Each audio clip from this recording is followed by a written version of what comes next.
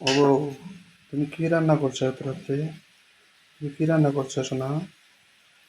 রান্না করতেছি গরু মাংস আর পাট শাক। তুমি কার জন্য রান্না করতেছো এত রাত্রে কষ্ট করে?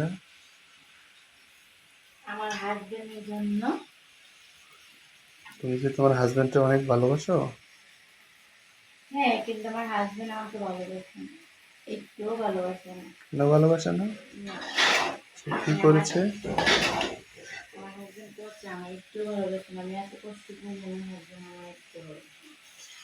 তাই তুমি পাবলিকের সামনে তোমার হাজবেন্ডের দুর্নাম করলা?